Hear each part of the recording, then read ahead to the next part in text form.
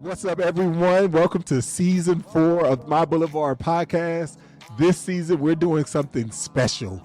I am here with my co-host, Missy. Say what's up to the people, Missy. Hello, I'm so excited to join you, Dhati. I'm looking forward to the opportunity to talk about the who, what, when, where, how, and why of urban missions. That's right. This season, we are going to be walking through together, like live, real conversations. We're going to be talking about real questions, really practical wisdom about how to do ministry in urban environments. Yeah, this is going to be a primer for all of us. So let's join this journey. Let's grow, learn, and push forward urban missions together. Stay tuned. This season, we're going to talk about how you can do ministry where you live, where you work, and where you worship. So let's go. Let's go.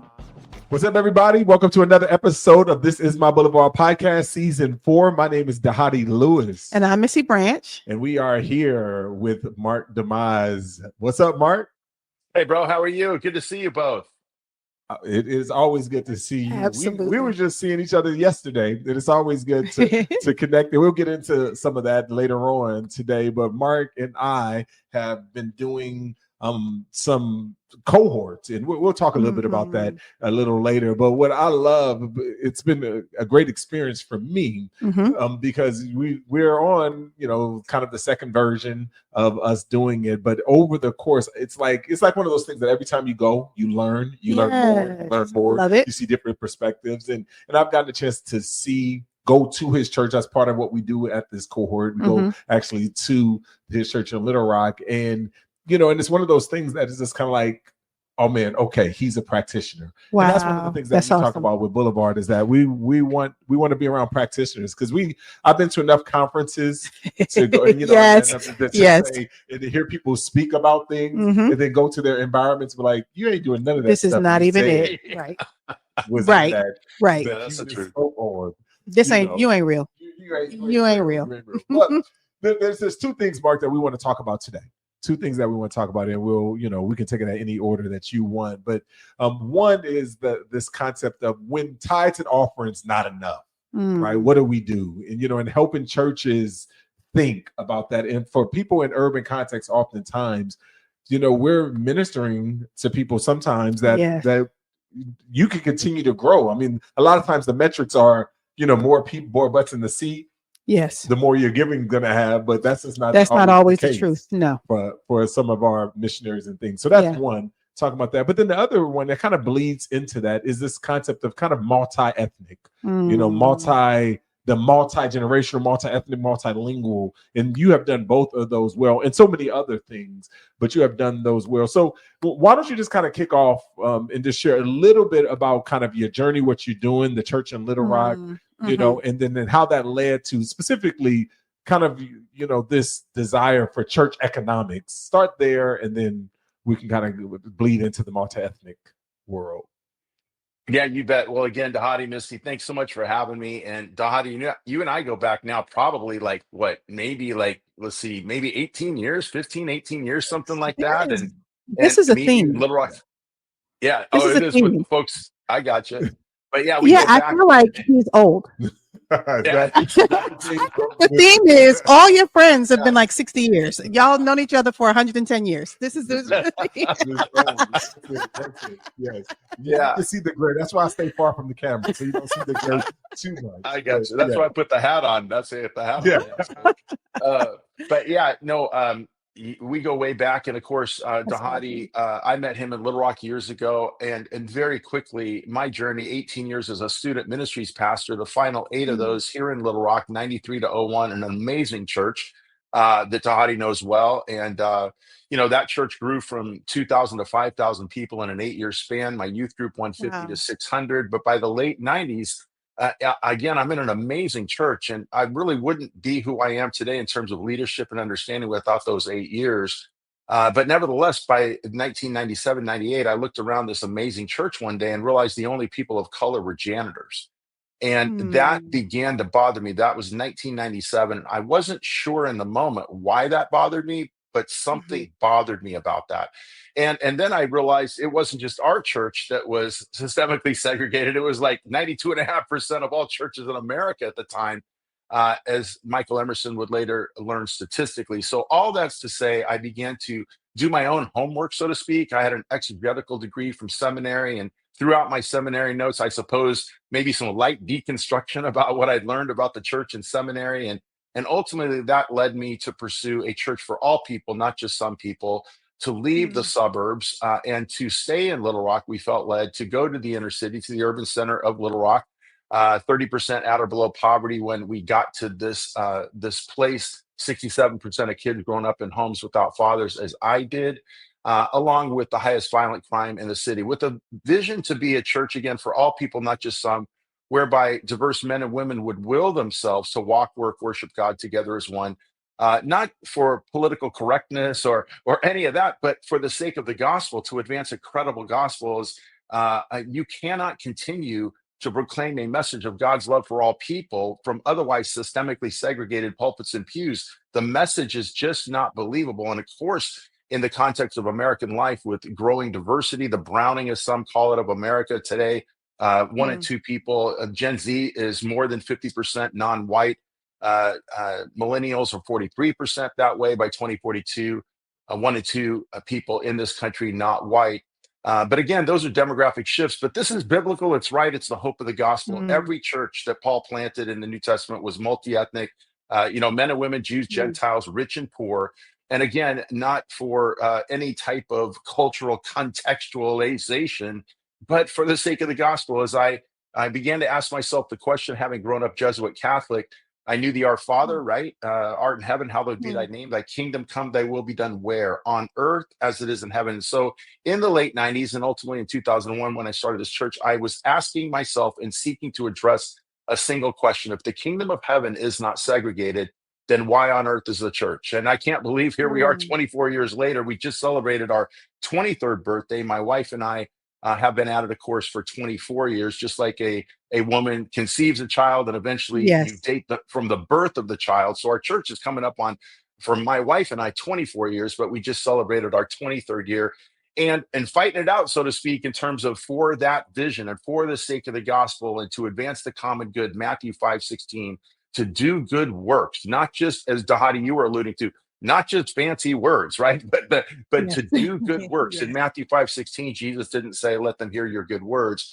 He said, let them see your good works, and founded on the unity and the diversity of our church, black, white, Hispanics, Asians, about 25 to 28 different nations in our church in the inner city of Little Rock, declaring that credible message from the spiritual side, but then also advancing work in the community to lower poverty, as we have from 30 to 24%. We've had aggregate measure in the economics of our community, job creation, and all of that. And again, for the sake of the gospel, for the glory of God.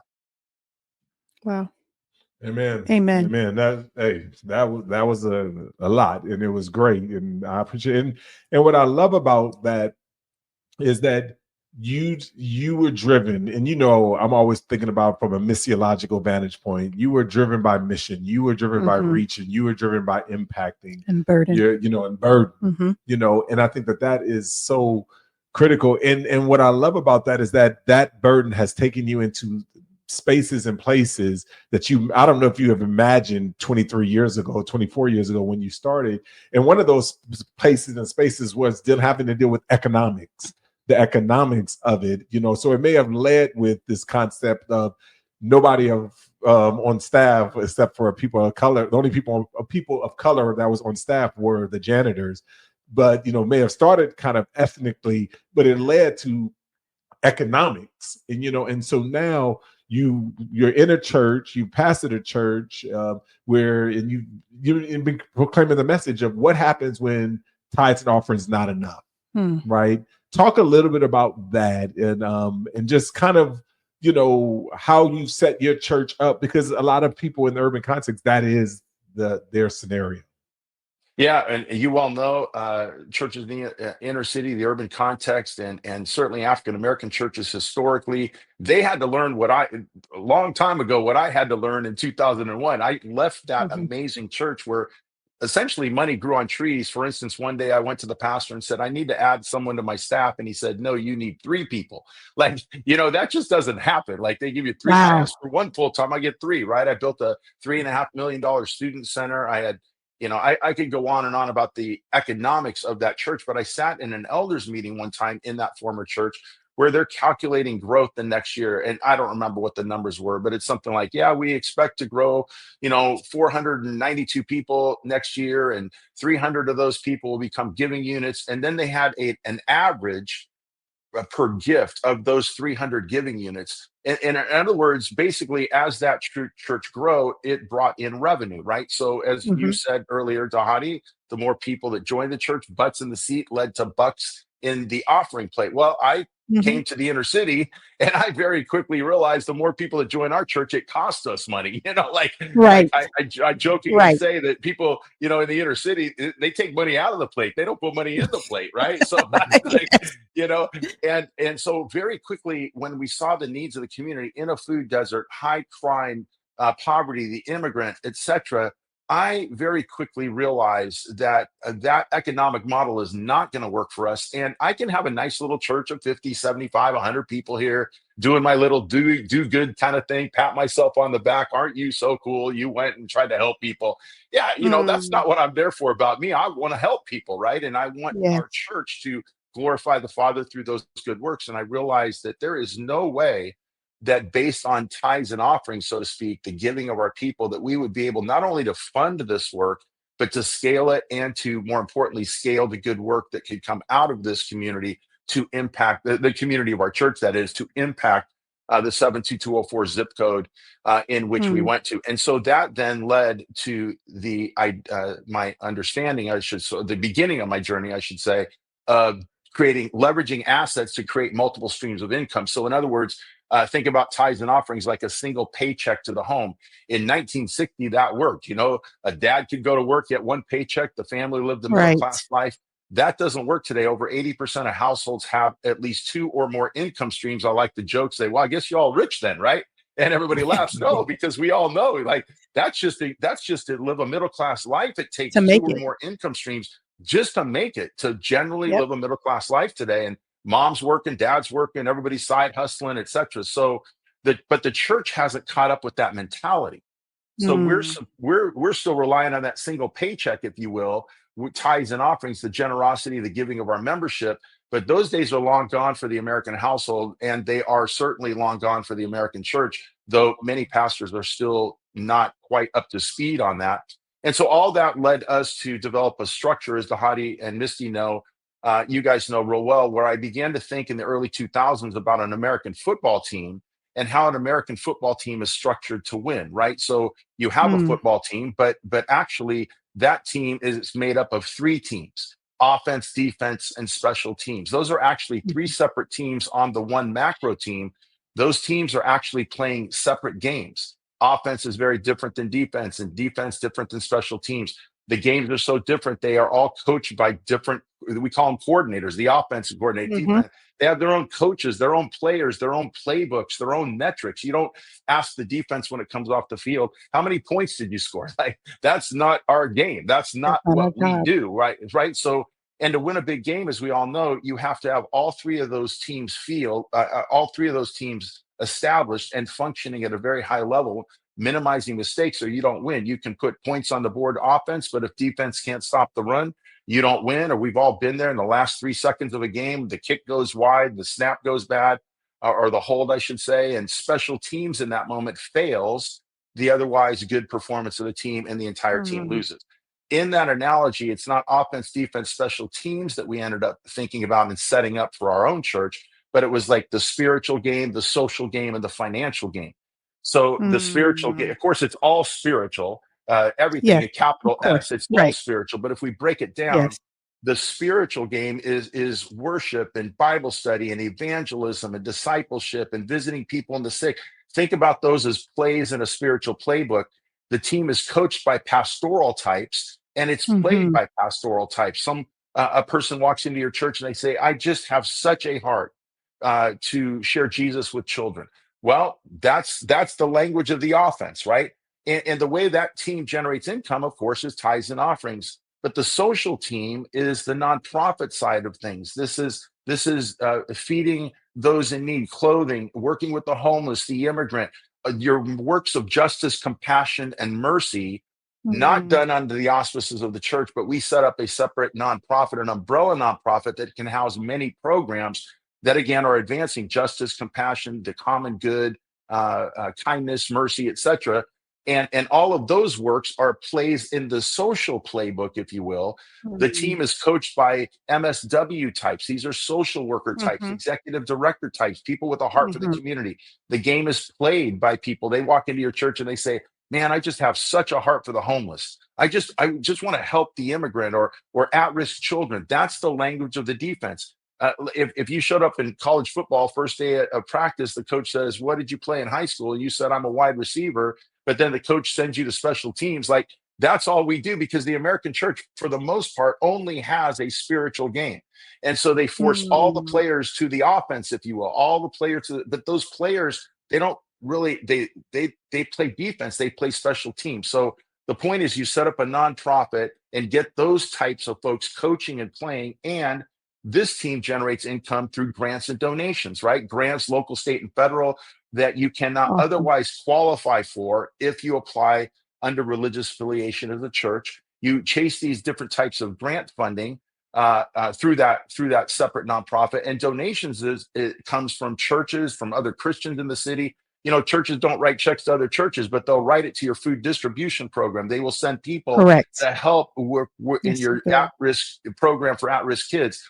And so there's a lot of reason you structure it. Plus, people that don't even believe in Jesus will send money, and they'll come work in these programs, so you can scale the good works that you would not otherwise be able to even open, let alone scale, if you were dependent solely on the giving of your members. So grants and donations provide another funding stream to advance good work, and without going into all the details, it actually helps the bottom line of the church. But then the third leg is your financial side, and that's where you're leveraging assets. Like if you own a building, to rent it. Why is it sitting empty from Monday to Saturday? Generate income, leverage the asset, right? People are an asset. Money that we have and or can aggregate is an asset. And so the financial leg is where you're leveraging assets, again, to advance the common good and the name of Christ, but you are generating for-profit income. So if I have a building and I rent it to someone for $3,000 a month, a certain space, that's generating for-profit income. And so that's the third leg. It's leveraging assets to generate income. It's coached by the business types, right? The marketing, the people that know business, people that are entrepreneurial, and they understand that game, and it's played by business types as well, right? And so on that leg, again, ROI, return on investment, coming in. So when you think about it from a structural level, you move away from a single dimensional game, that is the spiritual game. Again, it's all spiritual, but just from the church game to the social game to the economic game, and the aggregate of tithes and offerings, grants and donations, for-profit income is what not only helps you survive and be stable, but ultimately to thrive and to sustain your church long term. That's the game of the 21st century. And pastors, I would suggest, and Dhati, I believe you would say the same thing.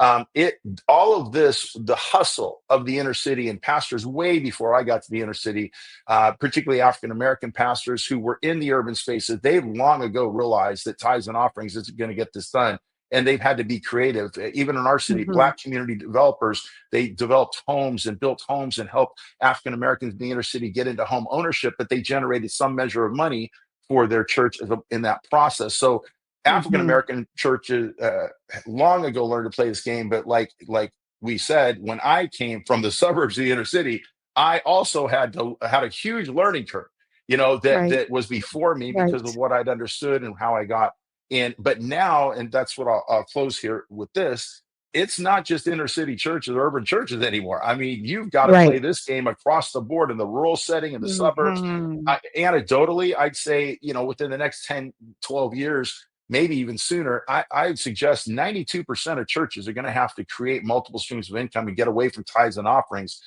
or you're just not going to survive. You're just simply managing the decline or the inevitable decline of your church if you can't do that. And let me also say, I am not interested in helping churches perpetuate their ineffectiveness. Like, in other words, I don't want to work with churches to just help you generate income, if you will, just to maintain your ineffectiveness and you go home with a nice fat paycheck as a pastor. No, this is to advance the gospel, to make measurable impact in a community, particularly underserved, under-resourced communities. That's what I'm all about in terms of church economics and helping folks, as Dhati and I do in our cohort. That's good. And so, do you see how even that? I just learned some more. We just learned, right? Yes, and I've talked multiple times to Mark, and this every time I'm just like, man, why am I not doing this more? That's all right. We got this. That's right. I'm just like, right now, as I was thinking, it's like blueprint is we're coming through the cohort again. Like, I'm going to bring the whole team. We're going to come to the cohort. That's awesome. in the one that we're going to be doing this fall. And speaking of cohorts, like we have been doing these cohorts, and for those of you who heard that, like, you just like, man, that was amazing. Like, where can I get more of this? Well, I'm glad you asked, because Mark and I, we do these cohorts twice a year. You usually would do one in the spring and one in the fall. And so we have one coming up this fall, and so we'll put that in the notes for you to sign up. But you can also go to MyBLVD.co, and you can see cohorts, and you'll see Mark and I as one of our offerings for trainings that you can be. So I want to encourage you to go and sign up, and then because we get into some of the nuts and bolts of how to flesh some of that out, and then again, you get a chance to even go and see this fleshed out. And you think you hear him, and you be like, "Oh man, that sounds too good to be true." But then you go and it's like, "Man, he undersold it, right?" And what he's actually doing in Little Rock, and so that's what I love. I would love, we only have a few more minutes left with you, but I would love for you to share an example or tell us a story of a church that has applied this and how they have seen success. Yeah. An example, for instance, at Providence Bible Church in Denver, my good friends Jason Jans and Juan Pena, years ago, I drew this model for them on a map, on a napkin in an airport, right? And they certainly had the passion. They likewise went into a underserved, under-resourced community. They were thinking multi-ethnic, but they weren't necessarily thinking about funding models. And one thing led to another. Jason, who is the founding pastor, he literally just left that. He's still in the church, but he is no longer a pastor, if you will, in the church, getting paid by the church. But over the years, he developed a killer program for people coming out of prison, low-income people. On the social side, he really threw himself into that, while Juan Pena, his colleague, threw himself into the church. And what was really cool about that is that Jason, if you will, started out as the head coach of the team. And he and Juan coaching the spiritual team, if I can say it like that, like the offense. But in time, Jason realized his passion was more for the defense, if you will, that his passion was more for engaging at-risk, underserved people coming out of prison, getting them jobs to create long-term economics and ultimately wealth creation from people that would otherwise have no chance for that. That is called Cross Purpose, is that nonprofit. And I can't tell you, hundreds and hundreds of people have gone through those programs, found gainful employment, and are just tremendous success stories on that. And again, it scaled the work the church would otherwise, the multi-ethnic church would not have been able to do on that, and is continuing to this day, bringing so much good to these types of folks in the Denver community. Now, one thing, little transferable truth on that, is that when we do these cohorts, Dhati focuses on leadership and culture development, and I focus on the nuts and bolts, to use his term, of the how do you do this on the economics. So it's a good 1-2 punch. But as part of culture and leadership development, both Dhati and I know, I believe it's more important to know who you're not than it is to know who you are. Because if you know who you're not, it tells you who you need. And this is what I saw Jason do, because Jason started as the pastor, but in time recognized his pull was to defense, if I can say it that way. So he stayed the head coach, but then he said, Juan, you take this offense, if you will, you coordinate that, and then I will coordinate the defense, to use that language, the social side, right, and the community engagement. And because he understood where his heart was, of course, it's all for God. It's all for the glory of God. But specifically, he wanted to play defense. He wanted to coach defense and bring that game out. And so in both cases, the church was strengthened, the nonprofit is strengthened. People's lives are being changed literally, and brought back to life, redeemed it, and it's generating money and doing more good than the church could otherwise do. So that's as fast as I can tell you. There's one story, but it started with a leader. It started with a leader who said, I can't be all things to all people. Who am I? Who am I not? Break out, get the separation of structures and the right coaches, and you scale the entire operation. Right. And what I love about it is that every church is like playing like one of those board games that the board changes every time you play, and it's a different kind of, you engage differently. So it's not the same game every single time you play. And I think that is what I love about the motto about it. So 2 things, Mark, you got 1 minute, in a minute or less, 2 things I would love for you to do. Number 1, like you wrote a book about this, share a little bit about the book. And then number 2, share about the conference that you're going to be doing in November for people to get to hear about this conversation, but even the broader multi-ethnic conversation. All in 1 minute. In 1 minute. 1 minute. All right. Yeah, here it comes. So resources, where do you go? How can you get help? Well, obviously I've written a couple books on it, but the seminal book is called The Coming Revolution in Church Economics, obviously available on Amazon. The website I would steer you to specific for church economics is churcheconomists.com. Church economists, plural, economists, plural. Dhati's on there. We have a team. It's like a one-stop shop for all your needs, so to speak, with church economics, as we call it. So churcheconomists.com. On that site, you can take a free assessment, and it will tell you where your church currently sits in terms of its financial position. And then, of course, you have opportunity to talk with me about that score, churcheconomist.com. And then the conference that Dhati's talking about is Mosaics Conference, MOSAIX conference.com. We only do it every 3 years. It's a multi-ethnic church conference. And just like we're saying, these things are all intersected, right? Cultural intelligence, church economics, all of this, the nonprofit engagement, community development, it's all to support and flow from, as Dr. John Perkins and Coach forever ago did. The church is integral to that, but we have to be advancing justice, compassion, mercy, doing Matthew 5:16 work, and to sustain it in the 21st century, get beyond this with tithes and offerings. So that conference, Mosaics Conference in Dallas, November 11 through 13, mosaicsconference.com. Wonderful. Amen. I think that was a minute. I didn't time it.